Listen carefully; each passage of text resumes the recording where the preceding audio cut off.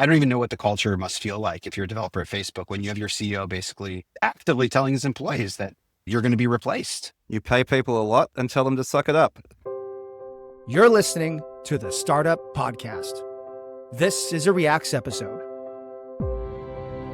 Hey, I'm Saad. I'm Yaniv Bernstein. I'm Hooman Radfar. And on today's show, we're going to talk about the talent and culture of Silicon Valley. We're going to give you an update on what's happening there on the ground, including US talent stalling in terms of AI people flowing into the country, tech companies maybe infiltrated by spies, according to Auren Hoffman, and the state of fundraising and capital allocation in the Valley. Hooman's going to give us an update on that. We're also going to talk about AI coding, including topics like OpenAI acquiring Windsurf for $3 billion, Gemini 2.5 Pro I/O edition coming out to help with engineering, and Mark Zuckerberg claiming that almost all code for Llama will be written by agents in 12 to 18 months, which is a huge claim. And then finally, we're going to talk about the Apple App Store and how Apple lost their case to Epic and what that means for app developers and for you building your next app. All of that and a whole bunch more, talking about economics and culture and politics. This is stuff you can only get on the Startup Podcast Reacts. On this week's show, stay tuned right after the break.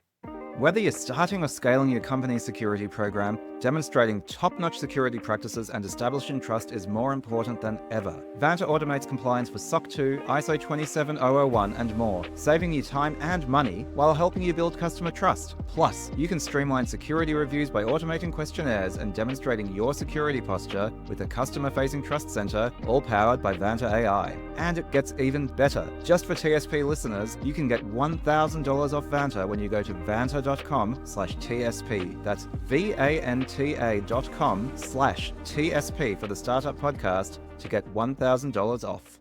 All right. We have two, maybe three massive topics here, guys, with a number of headlines that support the topic.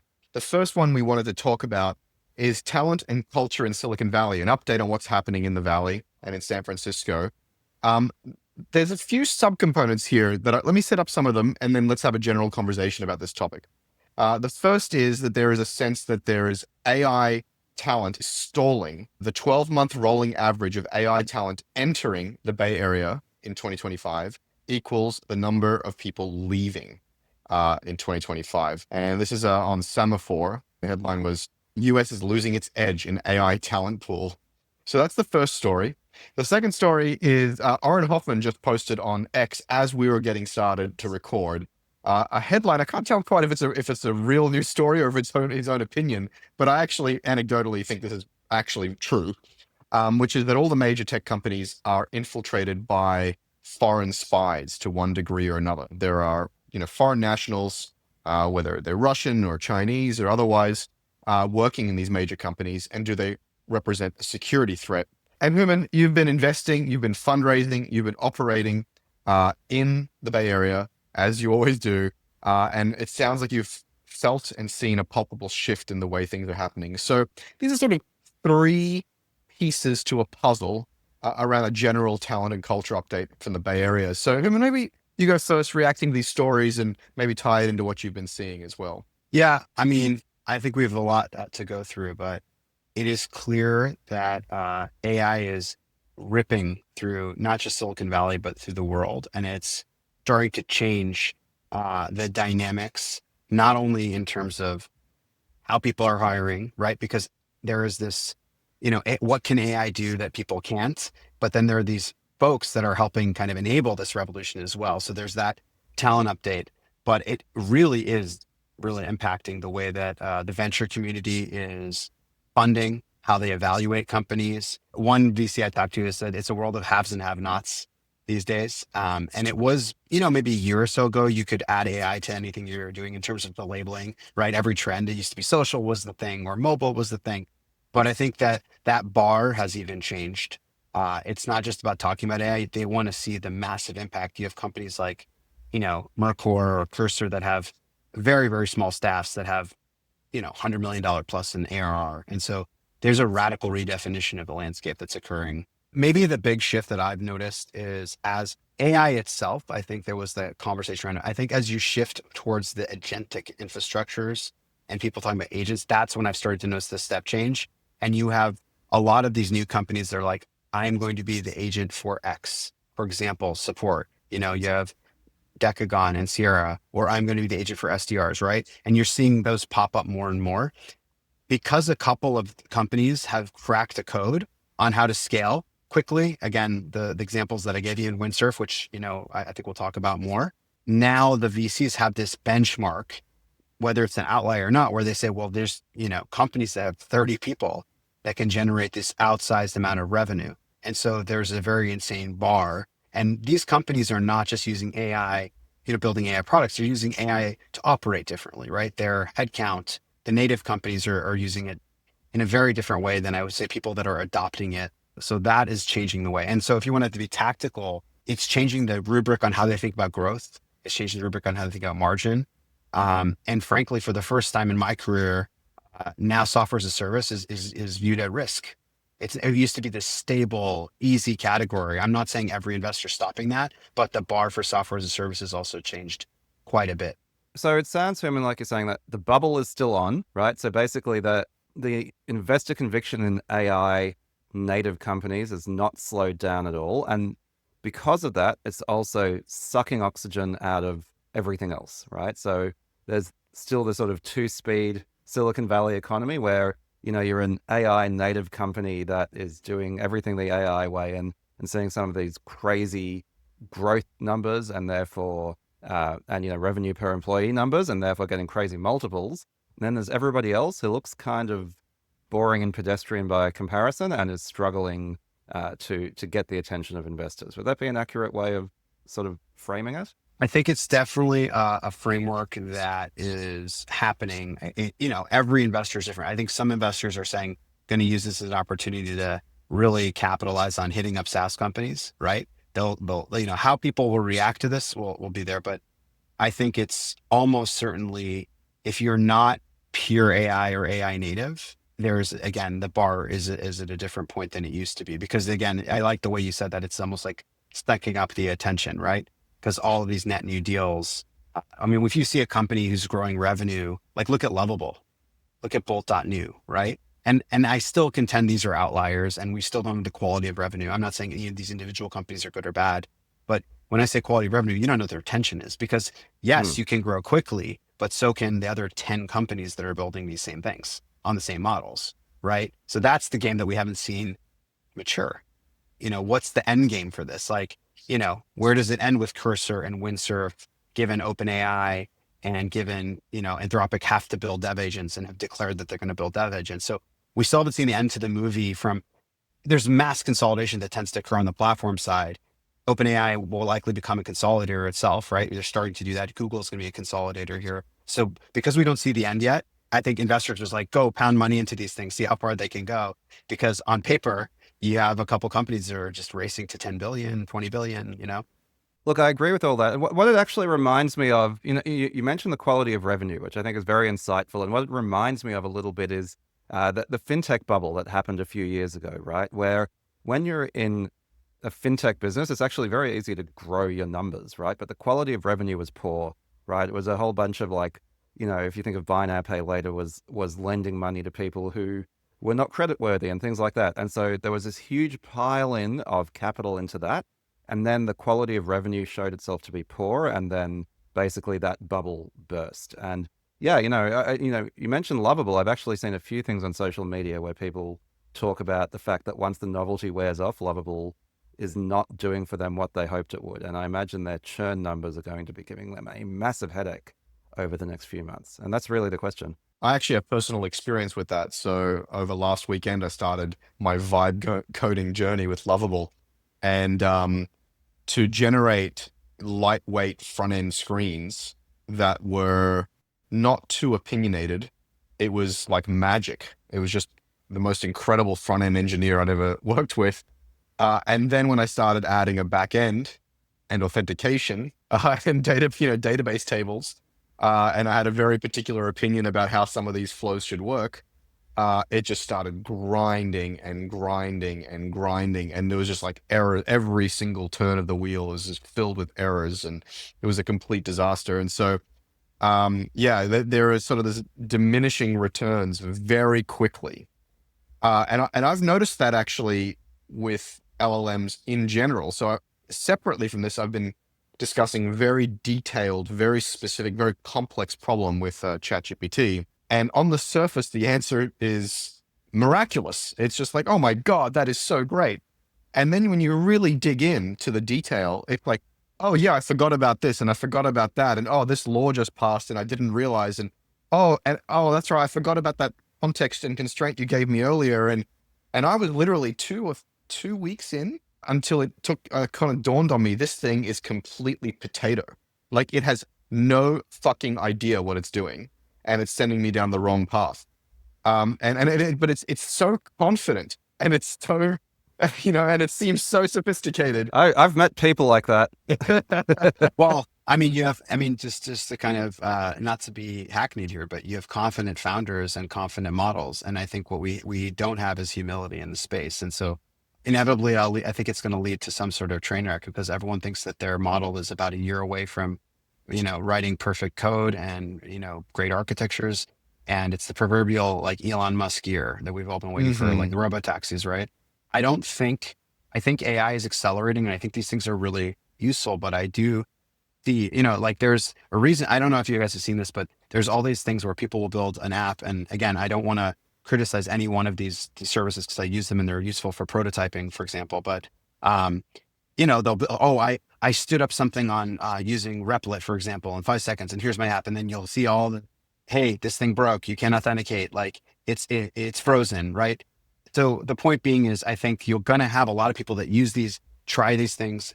I think you'll see a lot of churn, right? But like maybe the true use case for now is like win the prototyping game first, and then eventually you get it working and you can build a full coding game. But, I still haven't seen, Devin, when it first came out as an example, there was all this hullabaloo and then all of a sudden it's quiet. Okay, so we've pretty kind of naturally and organically slipped into the second topic we wanted to touch, which is the AI coding landscape.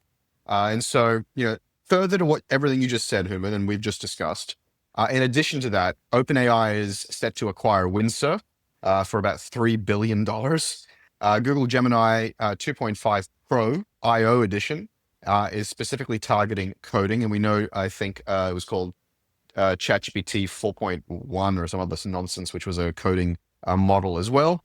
And then another story that came out over the week, which is that Mark Zuckerberg on a podcast recently said that he expects most of the code for Llama specifically, because they're training a specific Llama engineering agent, to be written pretty much entirely by agent in 12 to 18 months.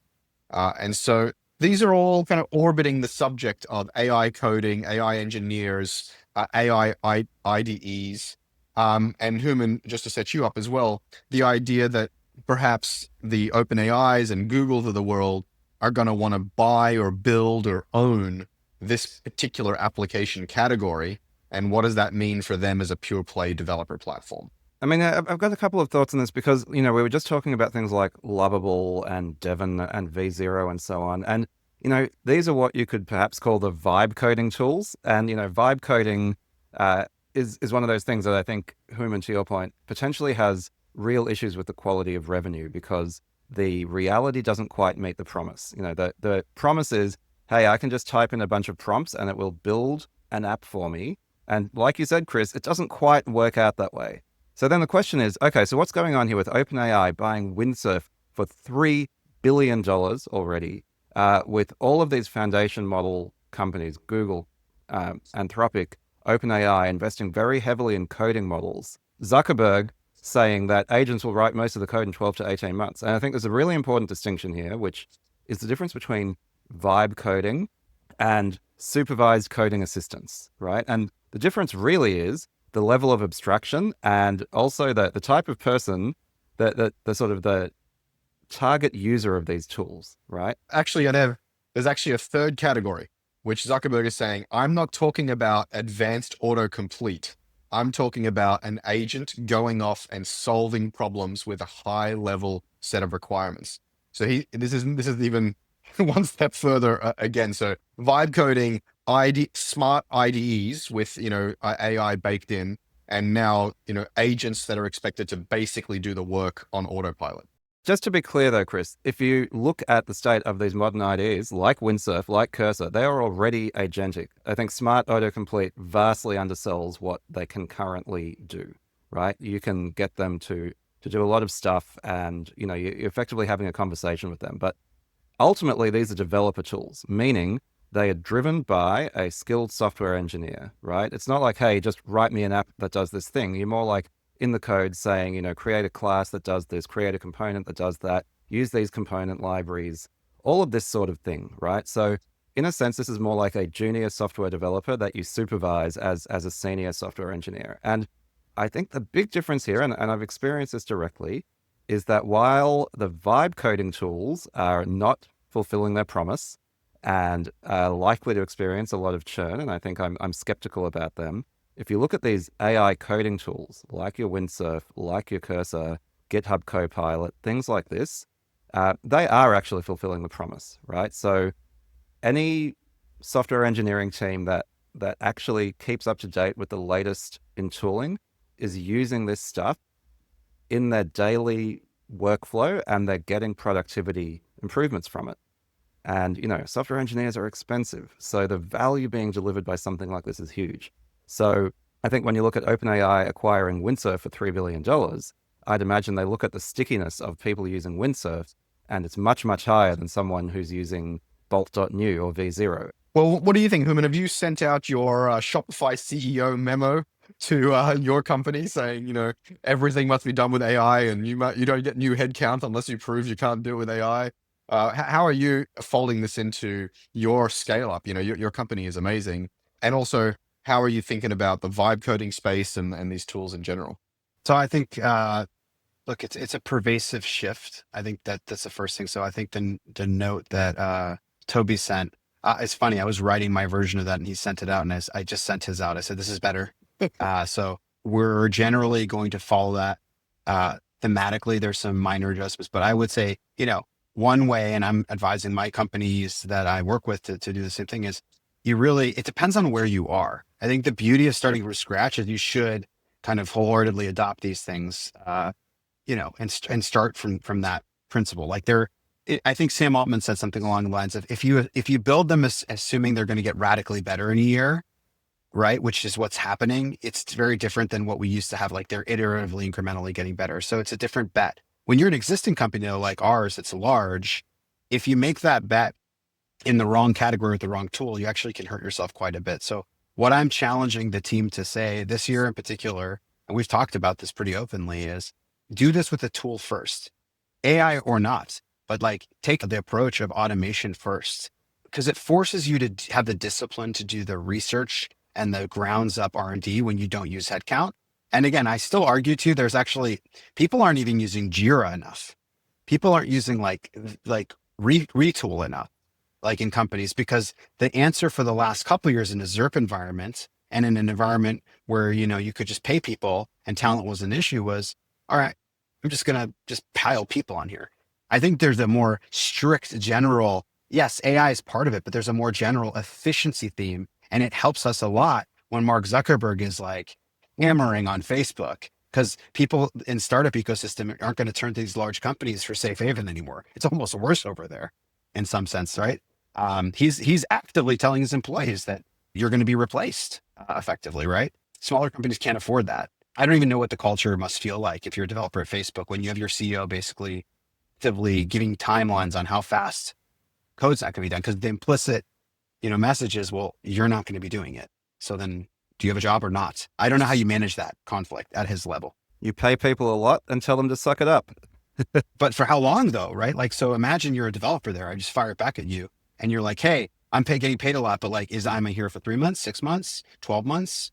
That's a really scary thing. I mean, there's a point in time where you have diminishing, returns on a job where you're just like, hey, if I'm not valued, I don't know. I don't have that luxury, that problem yet. I have a very small team relative to obviously their companies. So we're just giving them a challenge and saying, look, there's these really great set of tools, build out, assuming, how would you do? So recruiting, there's a tool called pin.com. It's really great for sourcing. That's a person that you could have had, right? Yeah. Great. We're going to use that. And can everyone do that bottoms up and say, how can I augment and give my existing team superpowers with those tools so they can scale? And I do think if you don't do that, you're really, really missing out. There's a statement that's a bit glib that, it's like AI won't replace your job. Somebody who knows how to use AI will replace your job. And I think it's not totally true, but I think at least in the short to medium term, it's a good general way of thinking about your career, right? Which is that AI is going to disrupt a lot of roles like software engineering. And, that there will probably be fewer software engineers in future. And the ones who will still be around are the ones who've really mastered using and working alongside these AI tools. So it's good advice in general as an individual is like, let's work really hard to avoid my personal obsolescence. And yes, there are broader societal problems to be dealt with, but I, as an individual engineer, cannot solve them anyway. So that's the right thing to do. And if I'm working at Facebook, I'm thinking, if there are only going to be half as many engineers here in a year, I need to upskill to make sure I'm one of them. We're pushing that narrative. And I think there's no organization that is competitive, that's tech forward, that's going to say to their teams, don't use AI. I think there is a healthy amount of skepticism, actually, ironically, from people who are more senior, because there's a lot of, you mentioned this, Yaniv, but like the architecture and we think about, they're like, hey, like, how do you think about this as like a whole system, right? And piecing together these and authentication and how we think about security. And the reality is like, would I trust an AI-based system to build the whole thing? Like just go and hand it over? Probably not. So how do we use humans to do that? And so I do think, ironically, the people who are the most qualified, who are the architects, who should be using these things the most and like extending themselves, will probably have the most resistance. It's like the 24-year-olds and 25-year-olds who are starting from scratch, who come and like almost don't know any better about what could go wrong, and they're going to go hard. And so some of those cases, they're going to really mess up. I think they're going to encounter some really, really known problems that like the OGs are going to be like, yeah, I told you that was going to happen, right? But I also think they're going to disrupt a lot of people because ignorance is a powerful fuel for a startup. How do you think everything got built in the Valley? Like if everyone would have went and talked to old OGs and been like, here's the things that can go wrong, we wouldn't have anything. So I think that's the same state of AI. One way or another, many of our episodes seem to circle back around to this idea of massive culture and economic risk. And, we are talking about the risk to people's jobs and the risk to these companies who are over leveraging AI in the wrong way. Historically, I've been very, very bullish on this. I've been like, hey, I think this is a massive catastrophe waiting to happen. I think with my experience with vibe coding and my experience with this particularly complex problem I've been running through ChatGPT, I'm a little bit less bullish. I think the deeper you go, you start to run into this uncanny valley. And I'm not sure if there's that Elon Musk self-driving car, asymptote that occurs where we never quite get past a certain point with these LLMs. I don't know. We'll have to see. But what is clear is, at the very least, you're going to get massive leverage for yourself and for your company if you're using these tools well and wisely. That doesn't mean betting that they can build your whole business, but it does mean you can use them for the 20, 30, 50% of stuff that's just cognitive waste. And I do think it's interesting, especially when you start thinking about AI coding, that tech bros, tech companies are so used to casually and almost enthusiastically putting everybody else out of a job, right? We're so fond of disruption in Silicon Valley. And now is the first time that we're risking putting ourselves out of a job and like running headfirst into building the coding models that are going to put coders out of work, maybe. The irony is not lost, but I mean, what it's telling you is a lot of the leverage will flow towards people who are steering the innovation and are directly attached to the capital that is going to fund that. So whether it's the venture capitalists or it's the founders or the top executives, unfortunately, what this can do is exacerbate an already difficult situation where there's an income inequality situation in the US. The San Francisco Bay Area is obviously an extreme of it. But yes. I mean, think of it this way. Look at Windsurf. They probably, I'm off the top of my head, they probably raised what, $300 million or something like that. They've been working for how many years? 5? I don't know what their total is, but like some of these are 3, 5, whatever it is. And now you're at $3 billion. So now you have founders that are each have like $300 to $500 million, right? Great. So what do they care? But that innovation is going to then unlock end jobs being like not on the market, right? For the first time. Correct. And so again, it flows to capital. So capital is flowing to capital, and the people that are allocating, whether again, it's the VCs or the founders, the closer you are to those dollars, AI is just going to make you richer and richer. The farther away you are from those dollars, like if you're at like rank and file in a factory, it will make you will be less valuable. Is accelerating that disparity. But here's the thing, and this is the bet that, or the hypothesis I've had since I think very nearly the beginning. Yes, the people who've made the early bets, who've built the incredible breakout companies, are going to make crap loads of money. How are they going to make money? For the most part, by being acquired by the large hyperscalers. And then the hyperscalers are going to monetize, 50, 60, 70, 80, 90 cents out of every dollar of global cognitive load. And so I think ultimately there's a whole bunch of capital accretion for all these tech startups, but then there's a whole bunch of economic capture by the hyperscalers. And so once it all shakes out, I don't know what's left very much beyond the hyperscalers. And this brings me to the next topic we wanted to talk about, which is the platform risk for these app ecosystems. So, once OpenAI decides, hey, that vibe coding or whatever AI infused IDE, that's a category we want to win. And oh, by the way, that material science thing, that's a thing we want to win. Oh, and by the way, that healthcare thing is a thing we want to win. And oh, by the way, there is a platform risk where they start to shut down, throttle, shape, hoard, whatever, the access to these models in these categories. Or not, they just use their distribution advantage. And so again, I think there's, Hooman, you brought this up before we started recording. There is this fundamental platform shift, which may lead to this fundamental concentration risk of everything running through the hyperscalers, or maybe one or two extra new big breakouts at IPO along the way. I, for one, think that is for sure going to happen. The question is, what is the impact? Is it accretive in the short term for startups? So for example, if OpenAI is now a new acquirer, if you're an investor, that's great. So you have OpenAI and Anthropic. So now you have two new doors to knock on instead of Google and Microsoft. So from a liquidity perspective, in the short run, maybe positive. But what it tells you, and we've been through this cycle, we alluded to this before, but we've seen this movie before: mobile, social, web 2.0, like all this stuff, like everyone's friends until they're not. And Facebook came out and said, oh, develop on my platform. You can build the same apps we are exactly on our platform. We're going to give you the canvases. Oh, just kidding. We're going to lock it. Go use this API, but you can do everything but off our site. Oh, just kidding. We're going to lock it up. And how many, I don't know, hundreds of billions of dollars were just like gone as a result. And You see this Facebook, you see with Twitter, you see every Apple and the App Store. I mean, obviously, there's the announcements around there with the game stores. These people, their incentive structure, they have to make the valuation go up. And so if OpenAI is at 300 billion, they want to get to 1 trillion, they need to own categories that are massive. And they actually are not worried. Like, people shouldn't think of them, in my opinion, as AI.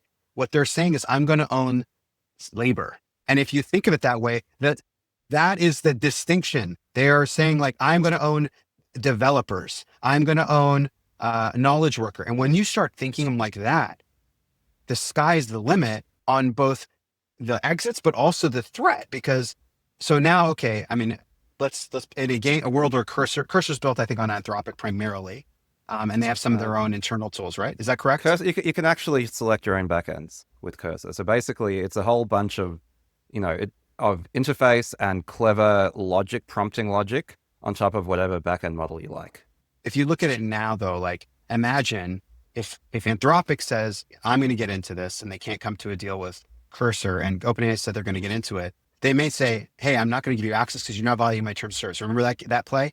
They say, oh, no, you're competing with me, right? But everything is competition, right? So that's one thing. Mm-hmm. Or they could do what Google did with Android, which is a more nasty kind of like, I'm not going to say you can't have Android, but you're going to have the old version if you don't agree to do these 3 things, like default these things in that, or pay me this toll or whatever. And so as these guys hit scale, and they have to have the revenue lines to rationalize their valuations, I think it's going to get, like, that's the game that I think is going to be very interesting. And you nailed it. They're not owning product categories. They're owning categories of labor. This is what I'm saying. So if they own categories of labor, we're talking about a kind of economic capture that I don't think has been seen before. Well, here's the interesting thing, right? Like, there have been many technological shifts, and every time there's been a big displacement of labor, and there's been concern that it's going to be, the end of full employment and so on. And, every time when people are worried about this, they say, this time is different. And they're always wrong until one day they're right. And you never know really, except in hindsight, when it's actually going to be different from all the previous times. But there's this really interesting, I don't know what you'd call it, a sort of fictionalized prediction called AI 2027 that came out a couple of weeks ago. It was discussed on a couple of podcasts. And it's really talking about a kind of fairly dystopian, but also very compelling view of how AI is going to develop over the next 3 years into 2027, or really the next 2 years. And there's a couple of points from that I think are relevant to this discussion. One is the centrality of AI coding. So bring it back to that, right? Like, why are all of these foundation model companies investing in AI coding as a capability? One is it turns out that LLMs are pretty good at it, right? And that there's plenty of room for them to improve. So it's becoming a category where you're like, well, if you're going to displace labor, then this maybe is one category of labor you can displace fairly quickly. But there's something more profound, right? Which is that what is the main labor input to the improvement of AI models themselves? It is developers, right? So there is this sort of acceleration view, this sort of like, multi-exponential thing where the idea is as AI coding gets better, the development of the models gets faster, right? And so you have this kind of acceleration towards effectively, artificial superintelligence, which, is arguably the singularity. I guess the point is, if you believe that that is the pathway that we're on, seems very science fiction, right? But if you believe that's a pathway that we're on, then all bets are off. Or you can say, hey, this is neglecting a whole bunch of kind of boring real world social physics. And we're not going to get to artificial superintelligence in 2027. This is just your next platform shift, like mobile, like web, like the Industrial Revolution. And which one of those things you believe, I think, very much changes how you think about all these products and about the space. But here's the thing. Not only does it potentially accelerate the innovation on the models themselves, creating a sort of, feedback loop to AGI, even if they don't get to AGI, what it also does is it enables the LLM to generate application layer interfaces and innovation on the fly, which moves them from being a infrastructure layer play to an app layer play, a generalized app layer. And so this all goes back to what I keep saying is, what do you need an app layer for if the LLM can generate your app layer at runtime, bespoke for the use case, as long as it's not manipulating the physical world or a massive multiplayer game? And so what happened then is you go from desktop publishing to desktop design at the press of a button, to desktop software development at the press of a button. There'll be middle managers and, copywriters and everyday people generating spontaneously applications on the fly without even thinking about them as applications, which eats up whole categories of SaaS and personal, software. They're not even needing to make a decision like we want to get into this platform or this app or this category. They're just saying, hey, our platform can generate software on the fly. What do you need all these SaaS companies for? So that's where I think that there's two layers. There's the LLM innovation, virtuous cycle. And then there is the ability for these LLMs, whether they're AGI or not, to generate many, many applications on the fly.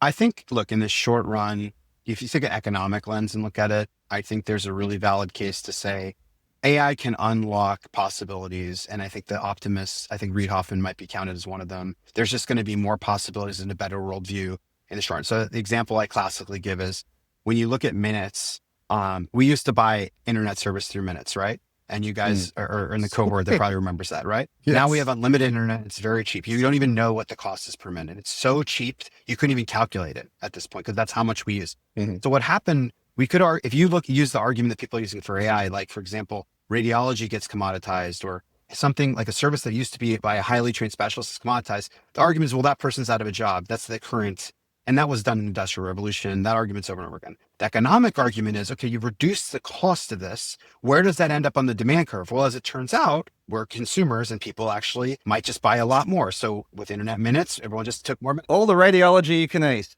No, but so it sounds silly, but what it can do in medicine, and I talked to a bunch of physicians about this, was you can shift and say, well, right now, the only time Chris can go get an MRI, he has to fight his doctor. He has to rationalize because the doctor is incentivized by the insurance company not to do those MRIs. They're expensive. But if it's super, super cheap, Chris might go get proactive, if it's not MRI, but scans. And God forbid Chris has a disease if he could find out because he's checking, like, these Prenovo and all these other things. You can go and they're all cheaper because the scans can be done cheaper and cheaper. So I think there's a near term, again, think of it from an economic lens, as these things, as AI has a deflationary pressure on cost of goods, humans can now, we're going to eat more, and so to speak, right?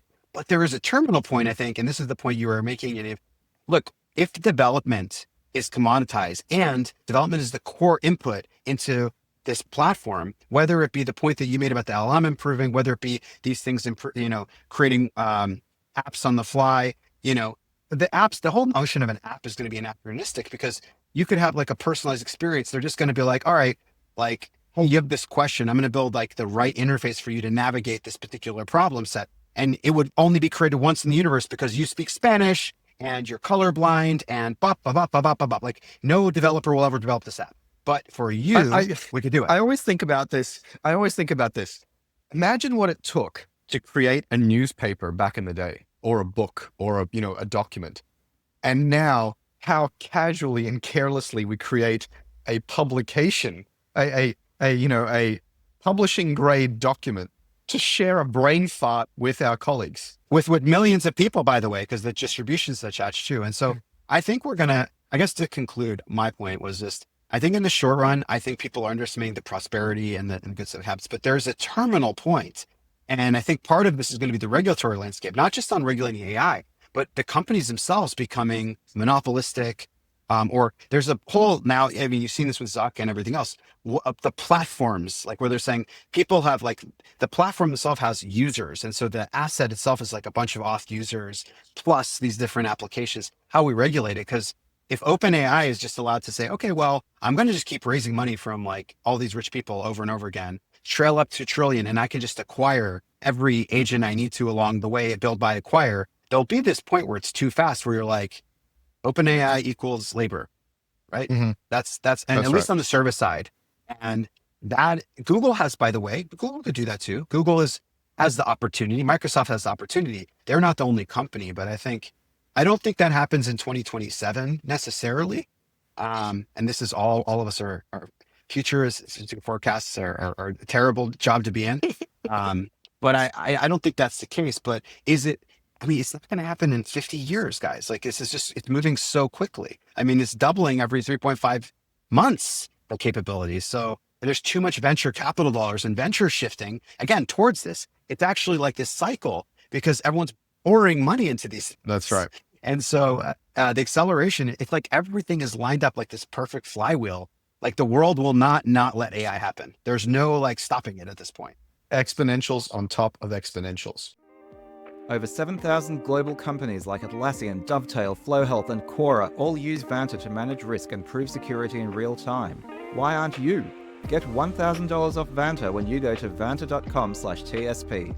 That's VANTA.com/TSP for the Startup Podcast to get $1,000 off. So this brings us to our third and final topic. Speaking about apps and are they even relevant anymore, or will they be relevant in the future? And speaking about platform risk and the underlying platform potentially shutting down app APIs or introducing new policies that cripple the app layer, there was a huge court case between Epic and Apple. If you guys haven't been following the case, Epic sued Apple for their App Store policies, not allowing or really forcing Epic and all app developers to use their payment rails, Apple Pay, and taking anywhere from 15 to 30% a clip of every transaction on the iPhone and iOS devices. And, this is a huge tax. Lots of people are very upset about it, as perhaps maybe they should be. And Epic decided enough is enough, and they sued Apple. Well, a number of days ago, about 6-7 days ago, a federal judge ruled that Apple must allow iOS apps in the US to link to external payments systems, and they cannot interfere with the design, placement, and copy of those flows. By the way, part of this was apps were not allowed to link to other payment rails and offsite, and where they would interfere with the copy and the flows and the placement. These companies can keep 100% of the revenue minus any payment processing fees, of course, avoiding the App Store's 15 to 30% store fees. And they can now have their own checkout experiences in the apps. This is huge, like huge. We've talked about antitrust in prior episodes. We've talked about Android and Google and the way Google is controlling Android, the Android ecosystem. Yaniv and I, you and I have had some pleasant debates about the antitrust and monopolistic behaviors. I think there's a difference between Google saying, hey, if you want one of our apps on Android, you have to take all of our apps. And hey, if you're on our platform, you must use our payment rails, and you are not allowed to use any other payment rails. I think if you set up a rail, you set up an ecosystem, you set up a platform, you should have special treatment on that platform. But that does not mean you should be blocking people from using other rails and functionality and features. So I do think Apple has overstepped the mark here. And I think this is potentially a pretty good ruling for everybody. What do you guys think? Is this the right answer? And what are the implications for the app economy prior to the implosion of apps in general, thanks to LLMs?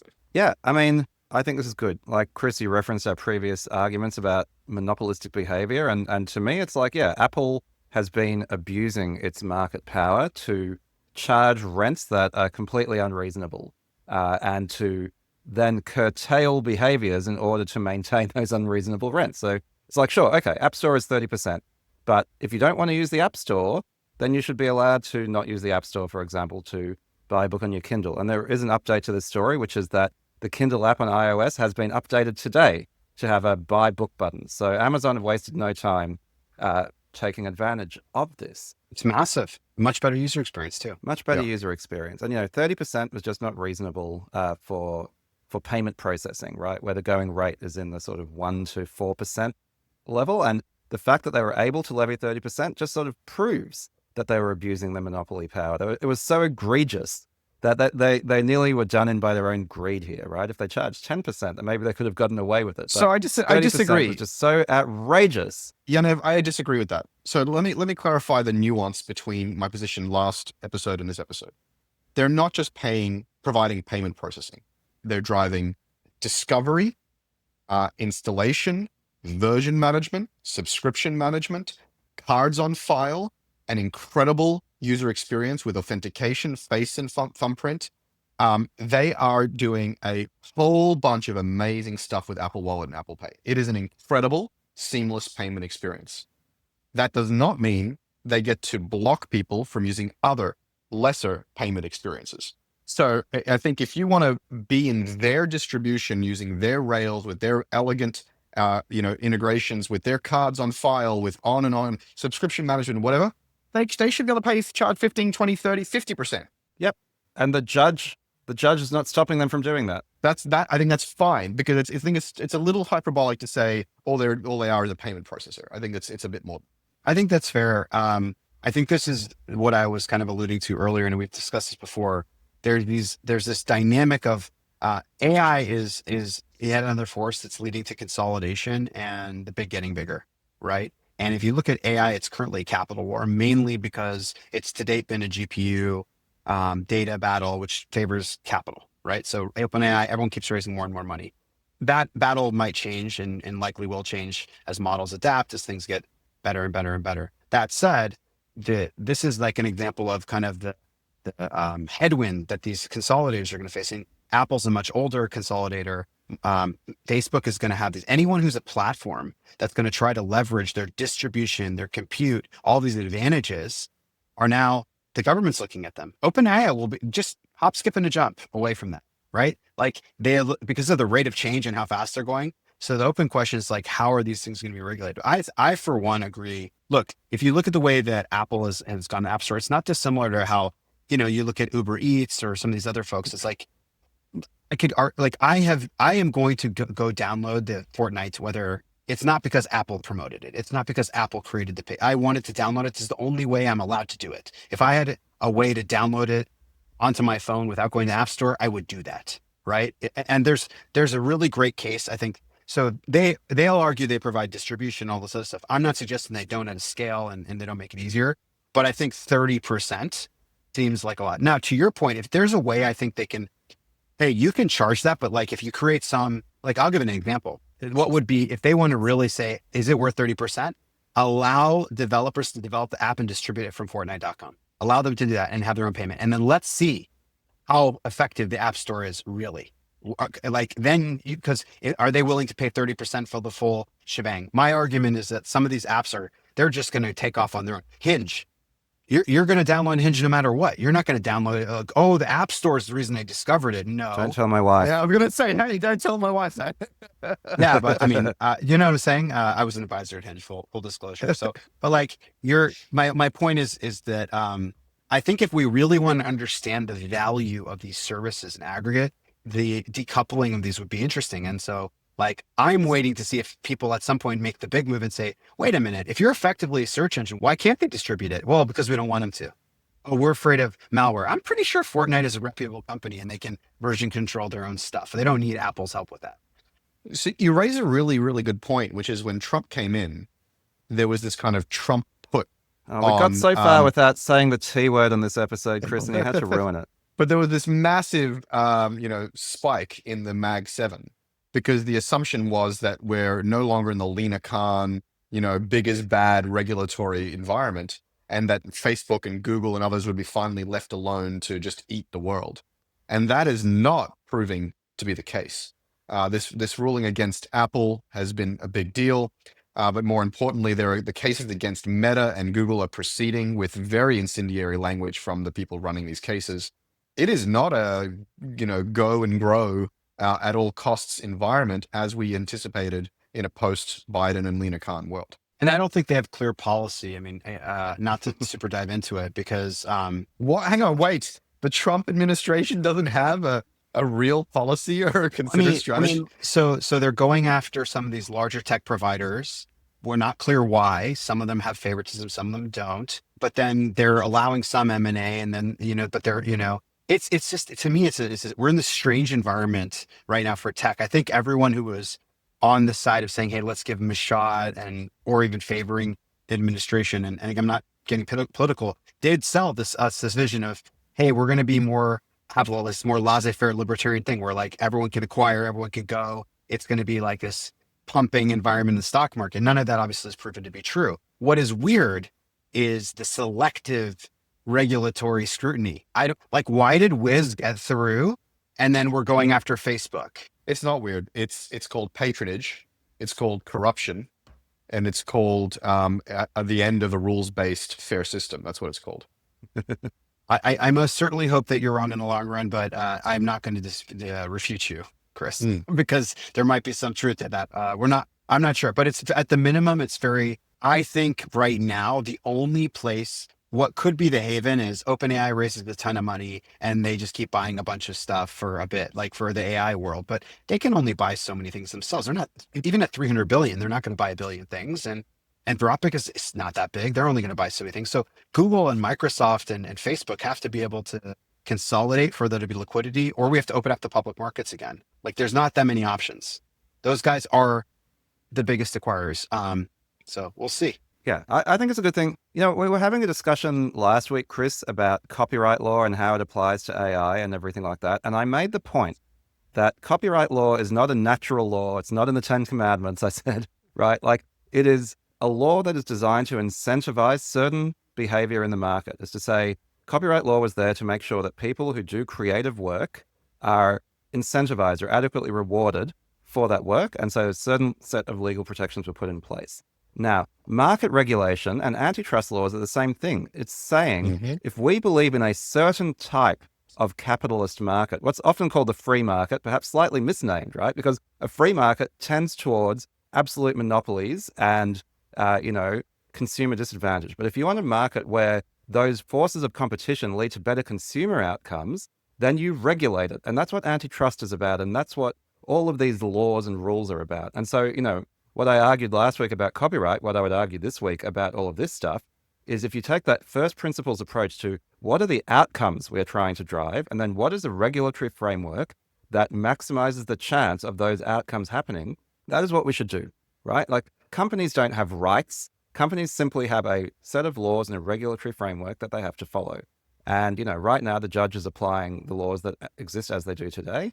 The FTC is trying to apply the laws as they see them today. And yes, there is a lot of animus and corruption and just suboptimality that is kind of clouding that. But, if you actually think, what is the right thing? The right thing is whatever it takes to produce a certain outcome. And I would say that's probably where there is the most agreement. And, that is where you say there is an increase in consumer welfare and choice as a result of how the market is operated by the government. I agree on some level. And then there's some points where I guess I would add some nuance in my opinion. So on the economic side of this thing, right? The challenge, one thing I violently agree with, the point one, there is no free market. This is an illusion. This is a propaganda kind of thing that's used by people who want to say, we got to do free market, which means less regulation. No, the market is regulated. It is a set by human beings rule, right? Lions and tigers don't exchange, medium of exchange and enforce contracts, right? The very fact that you have to enforce contracts and have property law makes it a market that is manufactured. So we can create the market and we can create sense. Agree with the second point, which is we have to, as a society, say, what are the outcomes we want to drive? I think that's where it's going to get complex because one, I don't know that we have shared agreement on what those outcomes are and what good looks like. And two, I don't know if we have the tools, even if we did agree on that, to make sure that it's happening. Like, for example, I've gotten asked, several times, like, how would you break up Facebook or how would you break up Amazon or what's the outcome you're trying to drive and why? And I think people say, well, it's better for competition that you break up these companies. And okay, is it? Like, some monopolies are what they call natural monopolies. And if they don't have a massive network effect, the total cost of goods for delivering a service is actually quite high if you broke them up if you break it up the wrong way. So classic example is when you're doing energy, right? In the United States, the current way that you distribute and set up energy in the United States is a natural monopoly in the current technical architecture, right? And so if you were to break it into pieces, that was their phone companies got broken into pieces many years ago, and they were regulated as telecommunication services. Comcast and everyone else got around it by saying, oh, I'm an information service. I'm not regulated the same way. And they offer the exact same thing that Bell Atlantic got broken up for: communications, internet, and television. They literally advertise as triple play. And so the laws themselves, I think, my point is, and sorry, I'm very passionate about this, but I think one of the things is we don't really actually know what we're trying to achieve as a society. Like, is it good or bad to have a big company? How big is big? Because we're sitting here encouraging entrepreneurs saying, go build, be awesome, whatever. And as soon as they hit a certain milestone, they become the demon, right? And then, but why? What is the negative impact? And what does good look like? I like that words that you use, but I don't think we have a shared agreement on that. And I don't think we have the right tools because market concentration is often there's an HHI index that they use and they say market concentration, but it's a function of what market you choose to evaluate. So okay, is Amazon a monopoly? Well, in all of retail, classically, they've said, no, they're not, because there's all this retail, they're X% where X is very small. But if you look at online retail, they are a monopoly, right? Relatively speaking. So I do think it's like complex and nuanced. And I think if we don't focus on that as a society, we have no chance of regulating AI companies, because the first order regulation has to be, when do you say they can't build more agents, or like, what's the tipping point? I guess that we say they're too big. Hooman, this is something you bring up regularly on the show, and I love it. I love it, which is this idea of real alignment. And it's something I really resonate with.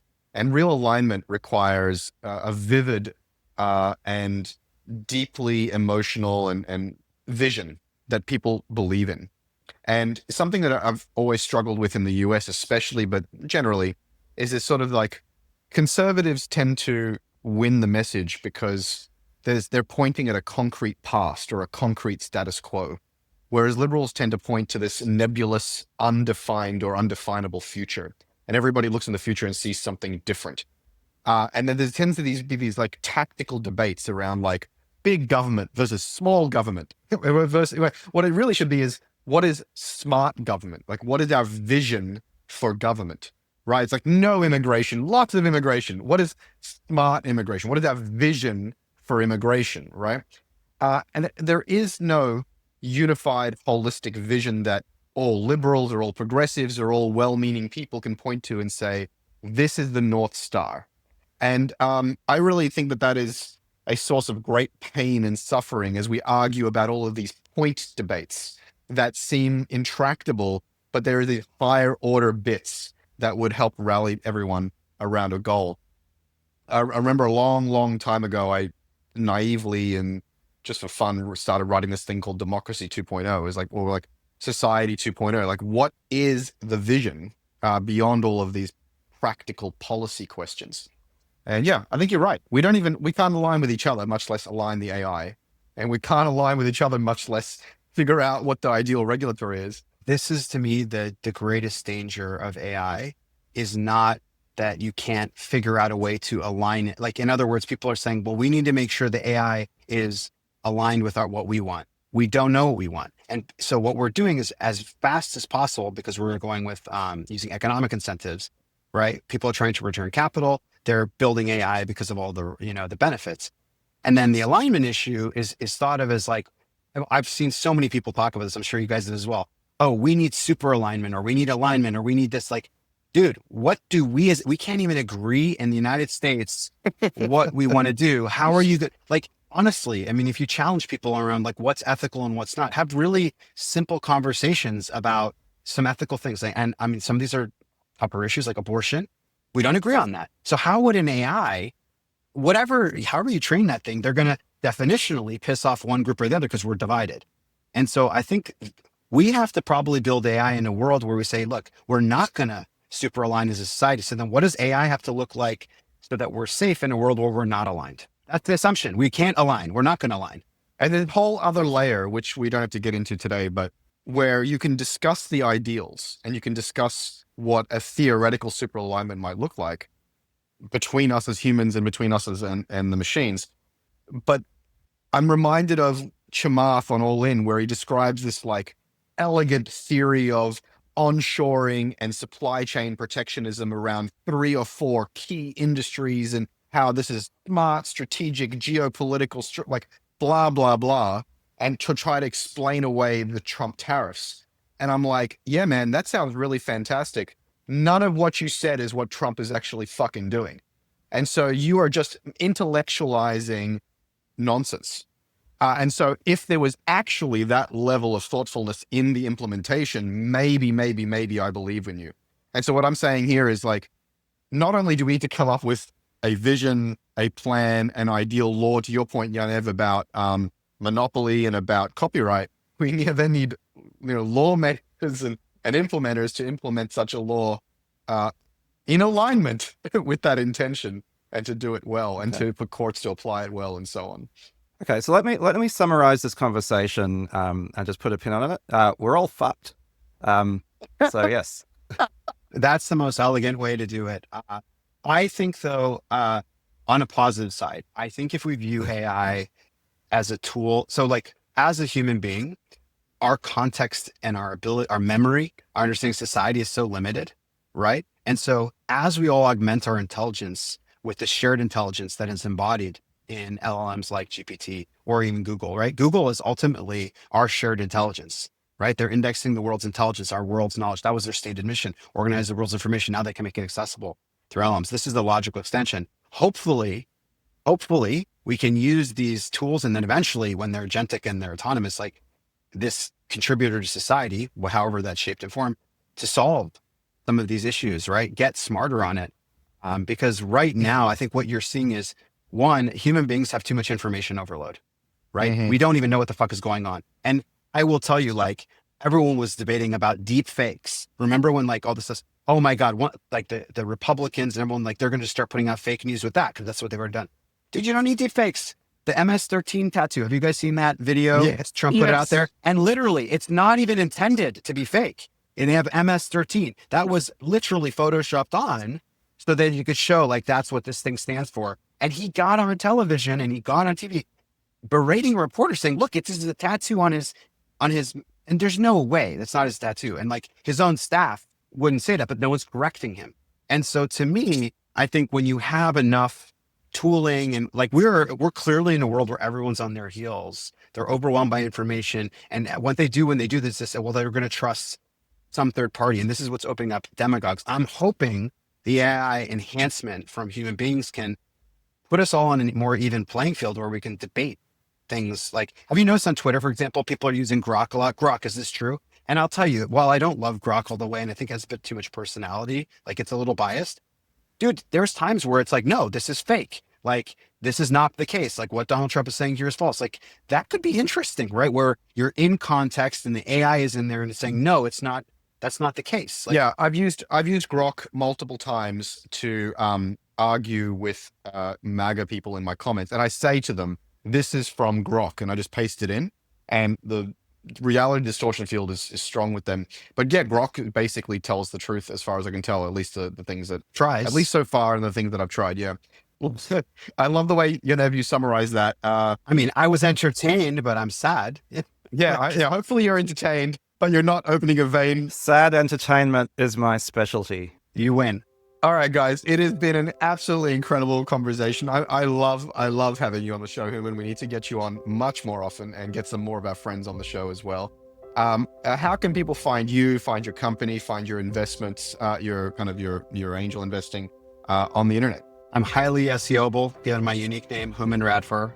So at Hooman Radfar on across all channels, or Google me, Hooman at Collective as well. So there you go. Awesome. You're such a welcome guest, friend of the pod. You should be on as much as you like and as much as you can. How can people find you on the internet? I'm on LinkedIn trying to make it a less boring place, and I always love receiving connection requests from TSP listeners, so just let me know that's where you come from. I'll accept your request. How about you, Chris? Yeah, I am on all the social media at Chris Saad, at chrissaad.com and chrissaad.com/newsletter. I've recently had some people where I've had initial advisory calls with them, and they say to me, it's really weird to talk to you. It's like Lester Holt or somebody answering me back through the television screen. So there's a lot of people watching, and a lot of people are a bit weirded out by actually talking to us, Yaniv. So it's a little bit of fun for everybody. All right, guys. Well, it's been a fun conversation as always, and we'll catch you in the next one. Thanks, guys. Thanks, guys. Today's episode of the Startup Podcast was brought to you by Vanta. Vanta automates compliance for SOC 2, ISO 27001, and more, saving you time and money while helping you build customer trust. Plus, you can streamline security reviews by automating questionnaires and demonstrating your security posture with a customer-facing trust center, all powered by Vanta AI. Over 7,000 global companies already use Vanta. Why don't you? Get $1,000 off Vanta when you go to vanta.com/TSP. That's VANTA.com/TSP for the Startup Podcast to get $1,000 off.